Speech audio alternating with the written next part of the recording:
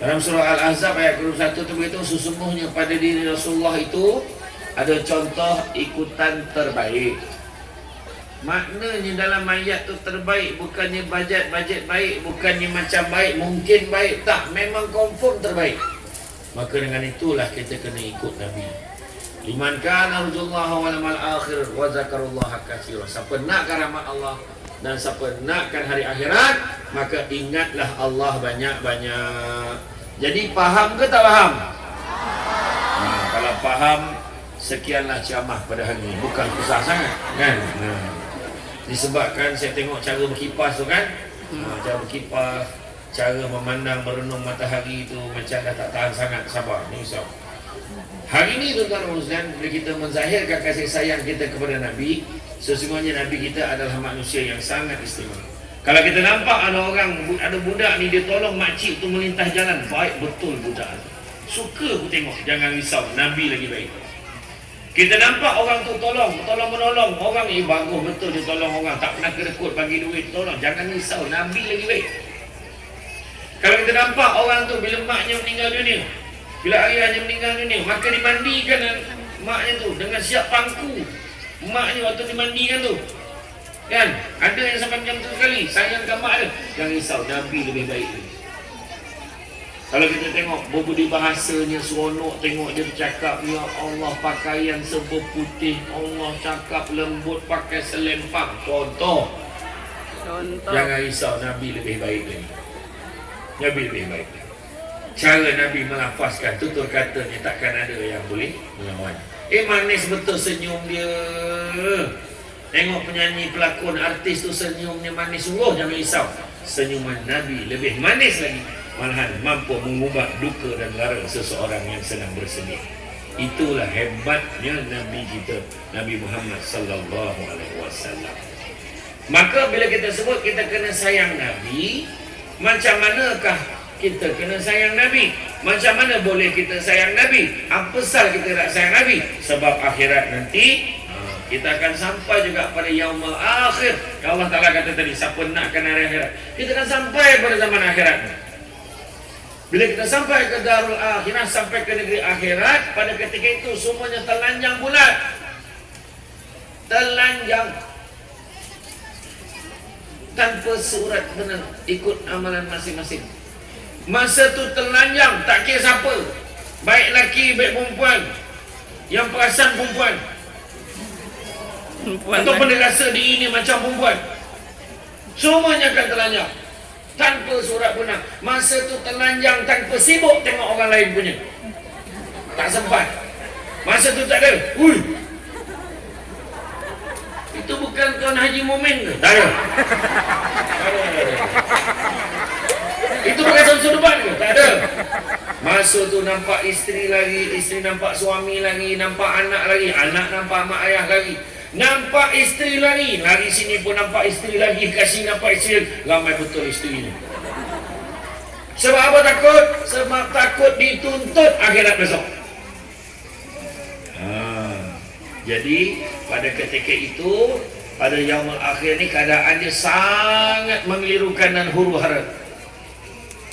Matahari masa tu sejengkal. Ini sekarang berjuta-juta batu jengkal pun sofa pindah naik atas.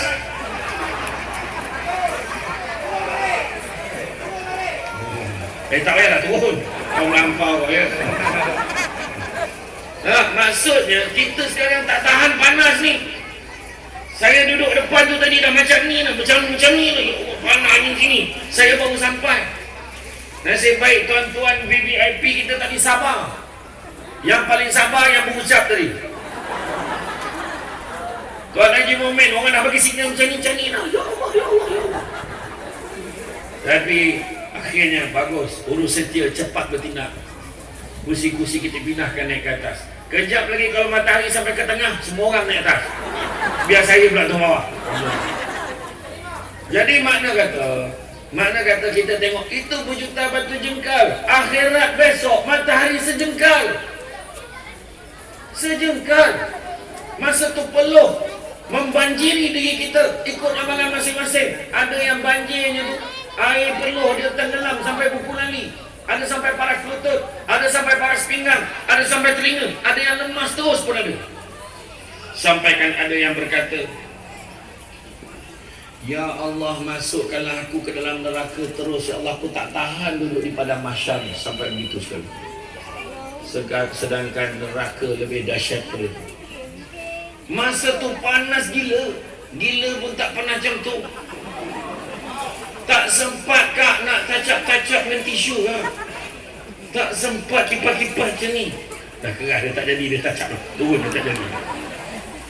Panas betul. Sampai kami minta biar aku masuk dalam neraka tu. Ya Allah, tak tahan aku duduk kat padang mahsyar ni. Sedangkan neraka lebih dahsyat daripada itu. Satu ketika Jibril turun menemui Rasulullah SAW, Jibril kata, aku takut. Nabi kata, kenapa muka kau takut dan kau pucat sangat ni? Kenapa wahai Jibril? Mana dia?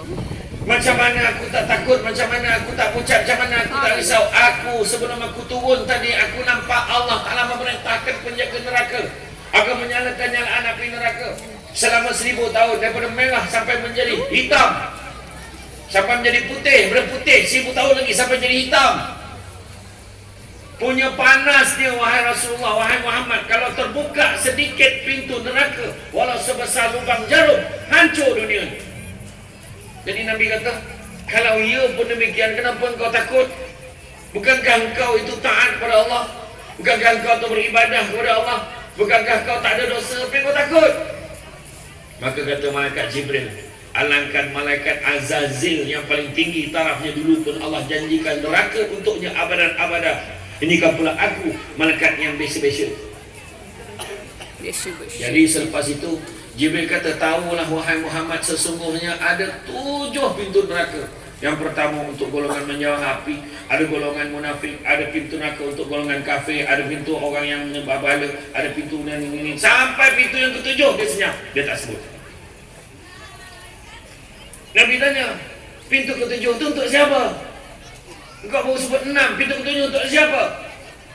Jibril dengan berarti menyatakan, sesungguhnya pintu yang ke-7 dikhususkan untuk umatmu yang berdosa kepada Allah. Berteriak Nabi kita terkejut sehingga menangis lalu pingsan. Jibril memangku Nabi pada ketika itu, dengan Jibril pun menangis sama. Dan apabila Nabi terjaga daripada pingsan, soalan pertama Nabi tanya, wahai Jibril, aku tahu ada satu pintu dikhususkan untuk umatku yang berdosa, tapi ada tak seorang umatku yang akan masuk ke dalamnya? Maknanya dengan harapan pintunya ada, tapi tak ada siapa pun yang masuk. Maka jawab Jibril dengan berat hati, ada wahai Muhammad. Diam Nabi. Nabi terus masuk ke dalam rumah. Nabi tak cakap apa. 2 minggu, seminggu ke 2 minggu Nabi tak bercakap-cakap dengan orang lain. Nabi sugul dan sedih. Nabi duduk, Nabi sedih. Nabi berdiri, Nabi sedih. Nabi solat, Nabi tidur, Nabi sedih. Nabi menangis mengenangkan nasib umatnya. Begitulah sayangnya Nabi kepada kita. Dan pernah ditanya oleh sahabat, siapa yang paling kau rindu ya Rasulullah? Siapa yang paling kau rindu ya Rasulullah? Nabi jawab pada sahabat, yang paling aku rindu adalah umat akhir zaman. Hai, apa cer? Baca. Itu saya dah tanya. Saya membahasakan, menggambarkan balik. Dia tanya, kenapa pula? Kami ni ada depan kau. Kenapa yang kau rindu tu, yang akhir zaman yang belum sampai lagi? Bagaimana aku tak rindukan mereka? Mereka ni di akhir zaman boleh taat dan patuh kepada Allah dan kepada aku, dengan tahap tidak sekalipun mereka berpeluang memandang wajah aku. Inilah golongan yang berpanas terik tadi, yang tadi yang memegang sepanduk tadi, kan, dengan gaya terkedek-kedek, ada yang terseret sakit lutut tadi, sakit. Dah tua-tua pun berarak lagi. Itulah golongan antara yang Nabi rindu. Mudah-mudahan, amin. Itu sebabnya kita akhirat besok